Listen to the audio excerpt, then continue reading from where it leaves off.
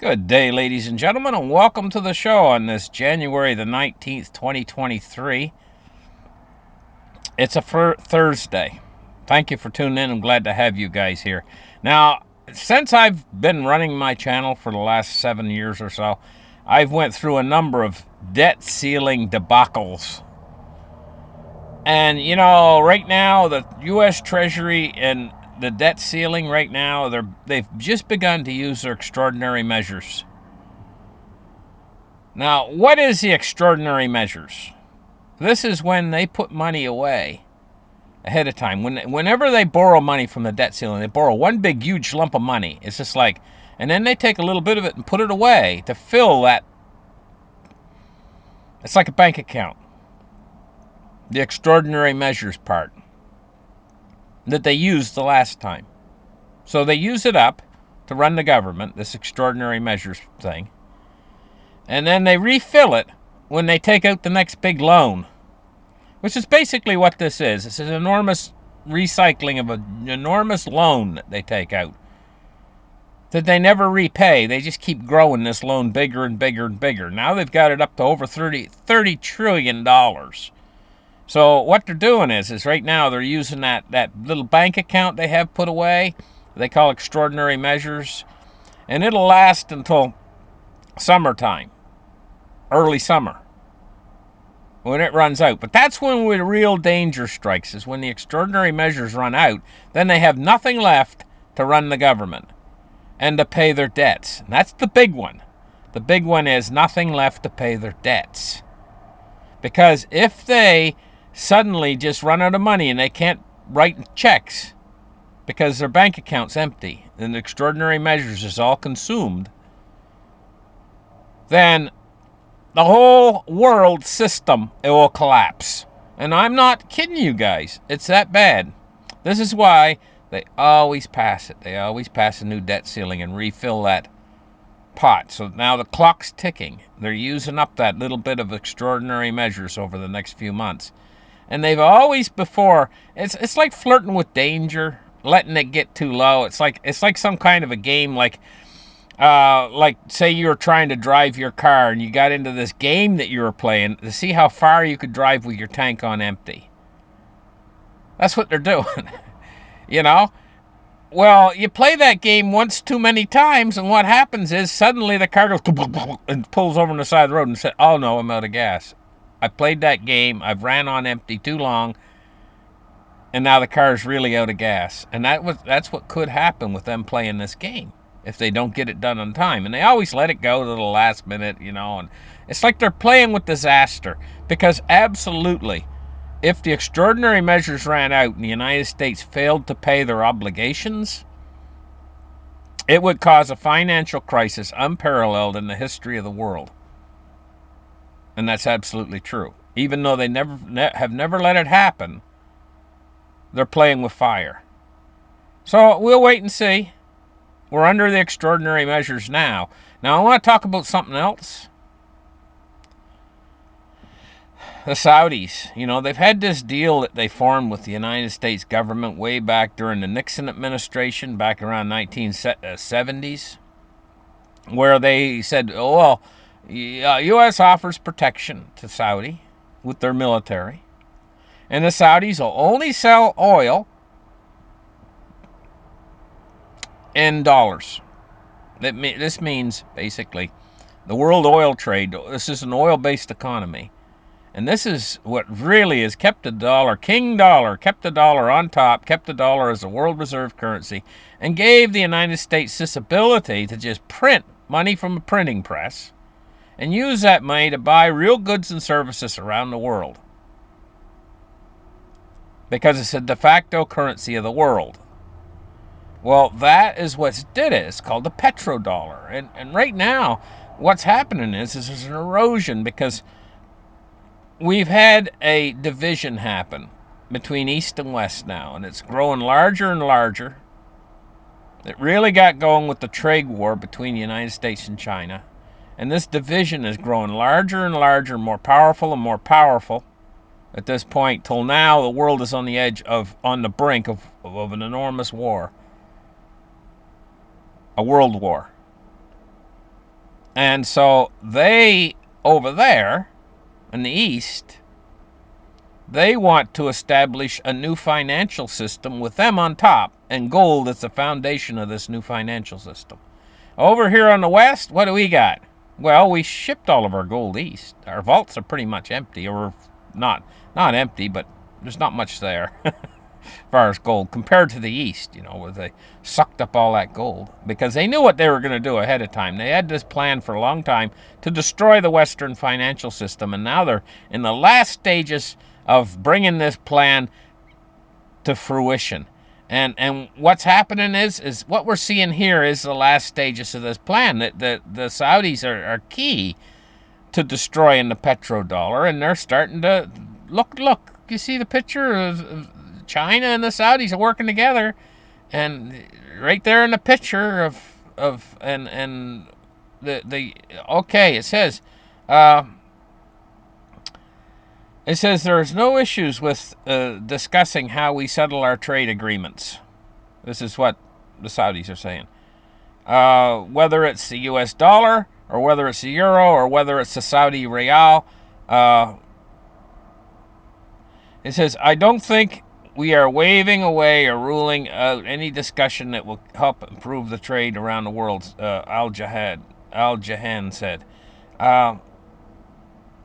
It says we are enjoying, this is what they're saying, we enjoy a very strategic relationship with China, and we enjoy that same strategic relationship with any other nation, including the United States, and we want to develop that with Europe and other countries who are willing and able to work with us. It sounds like they would never say that. Back in when the original deal was done with Kissinger, back in the 70s, they would never say, it's just strictly, okay, U.S., you're the top guys. We sell oil to you, and you used to pay in dollars, and we have this arrangement. Now, this is being eroded. That's putting it nicely. And so is the petrodollar, and so is the worth of the dollar, because the only thing that the dollar was tied to after they took it off of gold in 1971 was it was a loose peg to oil. That was it. And now that's being eroded away. Plus, we see all this massive inflation. You want to stop the inflation? You really want to stop the inflation to the Fed? Tie the dollar to something of value.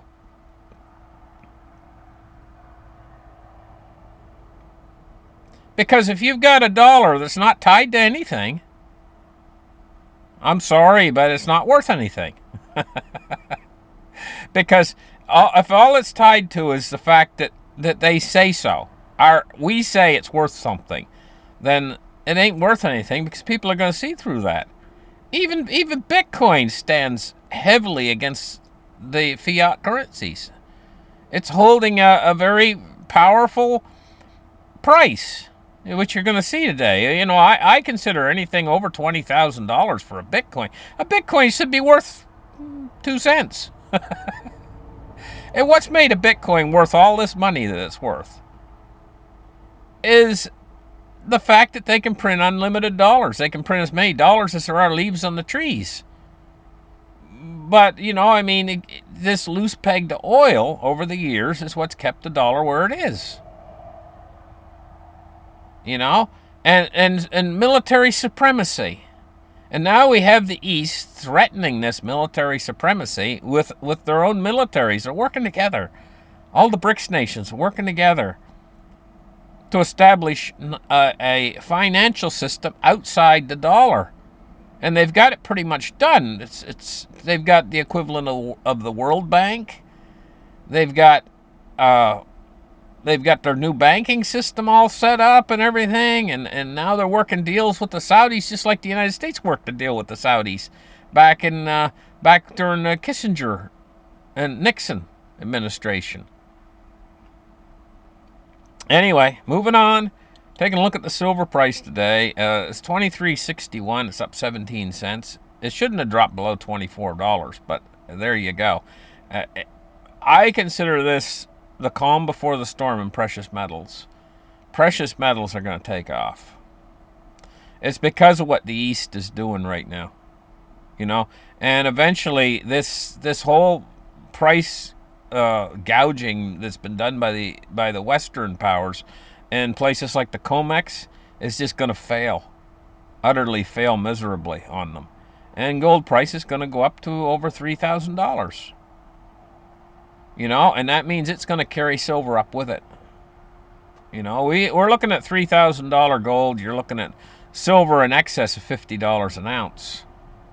You know, and this is coming. So don't worry about your gold and your silver and stuff, because if you've got real physical put away for yourself, it's always going to be a store of value, a wonderful store of value. And in the future, it's going to be much, much better than having money in the bank, which I'm going to tell you what, because of what's going on right now in the banking system in the United States, don't think they can't do it, because it happened in the 1930s. You just wake up one morning and you go to your bank and the doors are shut. Or you go to use anything that's connected to your bank, your cards or whatever you got that's connected to your accounts, and it just don't work. And they don't even have to give you a reason or anything. They just, you won't even be able to find out why. They've separated. Look, they've been in this work now of separating from people. Anything you got a credit card, you go to call up to find out what's going on, you get a machine. You're talking to a machine, and you can't get a person. And or if say you want to fly someplace now, you know, you go to try to call, and all you're going to get some machines. They're removing people from the system so fast, so you never can talk to a person, and you can't get anything done talking to machines. They just push you into a circle. They have a certain set of questions you can ask the machine, and then the machine doesn't know anything past that. And then you just come around in a circle where you just got to hang up the phone and try to get a person, but then you can't get a person because they haven't got a person. An awful lot of companies now are doing that. And so are banks. And what they're going to be doing in the very near future is banks are going to be removing all people from the system. Not going to be able to a teller is going to be something of the past. When you go to the bank and there's bank tellers, in the end, it's going to be something of the past. And they can do that awful quick. But that's not my point. My point is, even though they still have tellers, you can suddenly go to your branch and the doors are just locked. The bank's locked up and you don't know why. And then if you try to get a hold of them, because you can't go to a teller because their branch is closed, then if you try to get a hold of them, you're going to get a machine. And then if you carry it further, there's just not going to be anybody available to tell you what's going on. But then you're going to have to read in the newspapers to find out what's going on. Not newspapers, but in the internet to find out what's going on. And you're just going to find out that the bank is in jeopardy because they... And so now suddenly you're thinking to yourself, how am I going to get my money? Well, the FDIC is your only option left. The Federal Deposit Insurance Commission. Well, good luck with that, because they've got, I think, I'm just going to quote it off the top of my head, but I know it's a little bit over $100 billion, the Federal Deposit Insurance Commission. And how many outstanding balance that they need to pay off is probably close to $20 trillion. Or getting up there, close to $20 trillion that they need to pay on that. In other words, the amount of money that they have insured through the FDIC is like $20 trillion. And what do they have on hand is probably between 1 and 200 billion. And you just do the math, and it's only like 1%. Now, that means that the part of your money that's actually really insured by the FDIC is only like 1% of your money. So that means you go back to get your money, and they're only going to give you a penny. That's what you're going to get back, is a penny. But it gets worse than that, because all the rich people know how to get that ahead of you. They know what papers, they got legal teams and lawyers and everything, and they're going to get that FDIC money ahead of you. So you're not going to get nothing in the end. And this is why I've been telling you guys for ages, keep your money in precious metals and keep it yourself. You know, and have it put away for yourself, because when that time comes, and say you can't access any of your bank accounts or anything, okay, the day comes, you can't access anything. There's no financial services available. And what the banks have done is they say, okay, you can use your ATM card, but you're only allowed $50 a month or whatever, you know. It ain't going to get you by. So I got to click it off. Anyway, so I say, what am I going to do? I can't get in, you know. Well, it's very simple.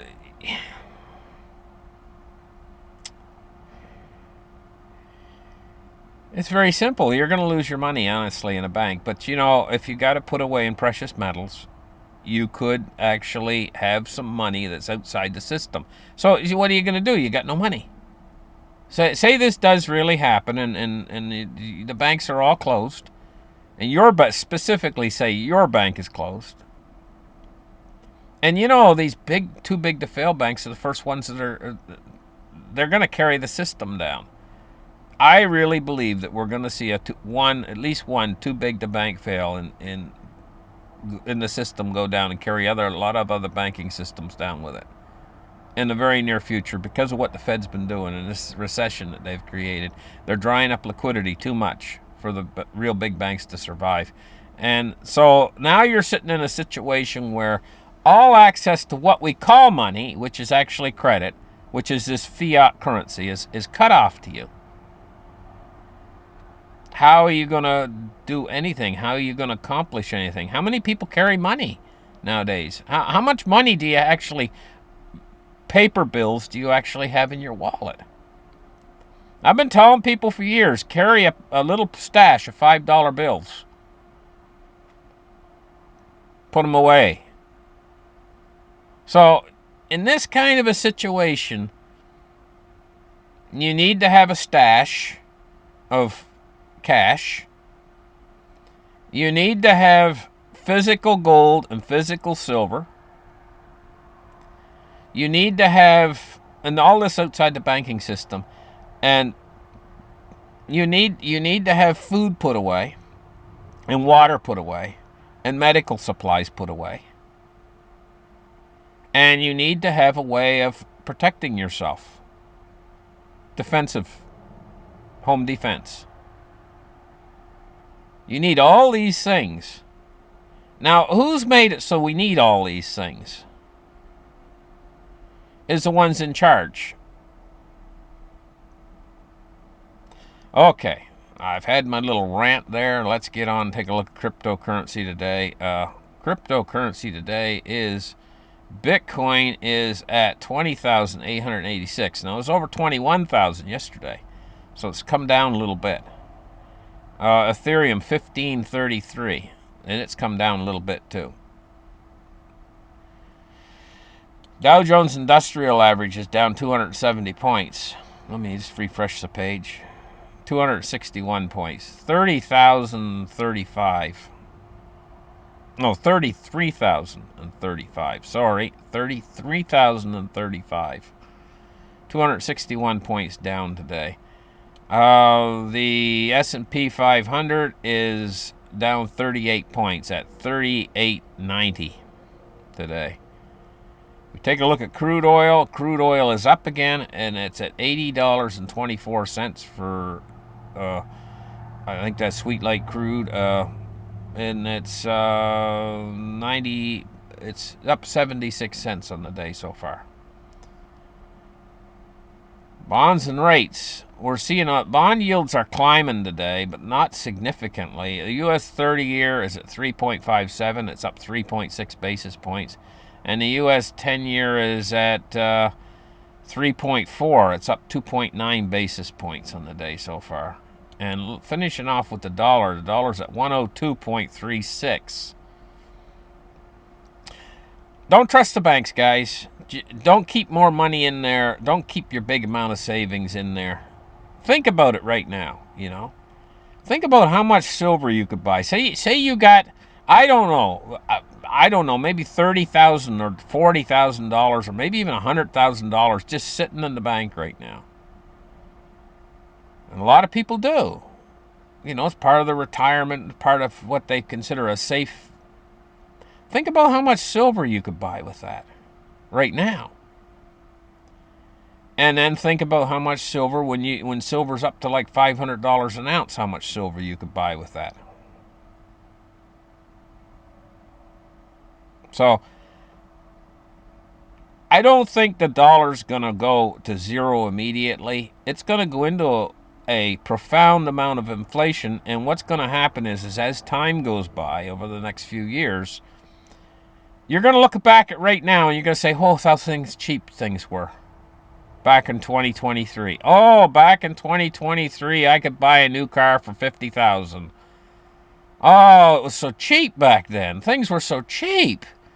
A loaf of bread was still only $3 or $4. It was so cheap back then, you're going to say. When we're looking at 2025, we're looking back and we say, oh my goodness, things were so cheap back then. There was such a little bit of inflation. There was only 8 or 10 or 12% or whatever they say, you know. Well, actually, it's probably more like 15 or 16%. But there was only 16% inflation annually. Annually. Now there's 16% per hour. And you're going to say how cheap things were in dollars. And you're going to say, I had a bank account with a lot of money in it back then. Now I can only buy a loaf of bread with that money. I mean, I could have got my money out back then in 2023 and I could have bought a big nest egg of silver. My neighbor did. He's doing really good now because he's got that silver that he bought back in 2023 when he pulled out $100,000 out of the bank and he bought a big nest egg of silver. And now my neighbor keeps dipping into that silver and he taunts me because I got no money for anything anymore. I can't even pay my bills.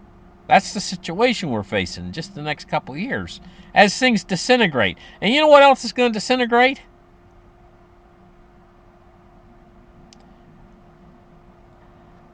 What you're going to notice is more and more desperate people out there doing desperate things in the next couple years. It's going to get a lot worse, and you're going to need to figure out how to protect what's yours from them. And you're going to have to figure out how the survivors in all this are going to be the people with cool heads and the people who see situations.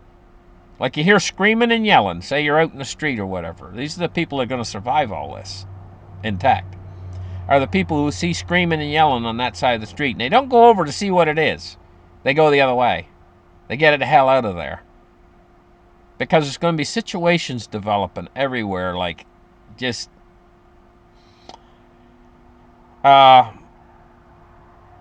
people who just can't take it anymore, being squeezed, you know, and they just lose it.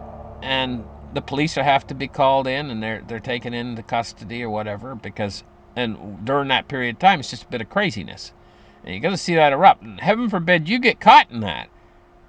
So if you start to see it developing, in other words, voices being raised, that's the start generally of a situation like that. You know, you can hear it starting. It's kind of like a car engine starting up. You know, it has a distinct sound of rum, rum, rum, rum, rum as it starts up. It can start up pretty quick. You know, get the heck out of there. Don't hang around. Wait to see what's going on because the next thing you know, shots might be fired or whatever. You know, or you don't know. Don't head to trouble if you see a bunch of flames going up in the air over there. Say over there, you hear booms going off and you hear flames going up in the air and you hear sirens and stuff. Don't go over there to see what it is. I know everybody's curious. Go in the opposite direction. Get the hell out of there. Because this is the society we're moving into. And it's going to be a lot more. You're going to see a lot more. And if you go and you get involved in it, you can get caught in it. I'm giving you guys good advice. You know? And also, if you hear pop, pop, pop sounds, fall to the ground. Get down low. Because that's the world we're moving into. And whose fault is it? Well, it's the fault of the people we put in charge because it's all about training. You want to have a pleasant, nice world? You got to have people who are trained to live in a pleasant, nice world. But the way that the generations have been trained in the school system and things like that, they've been trained to be selfish little tyrants. as they're growing up, and that translates into society as they get older. They feel entitled, an entitled generation, and they don't have a good moral or work ethic. And this is what we got out there now. And when troubles come, then they lose it. They lose it really quick. If they don't get their meds, they lose it. And we're moving into a world where it's going to be hard to get your meds. So this is tough. What we got coming in the next couple of years is really tough situation. But if you keep a calm head and you keep your eyes open all the time, sometimes you can avoid these situations because generally they have sounds when they're starting. They start off, generally gives you a moment or two to turn the other way on your heel and get the hell out of there. Just like if you saw a tree falling toward you, you can sidestep it oftentimes if you can see it coming.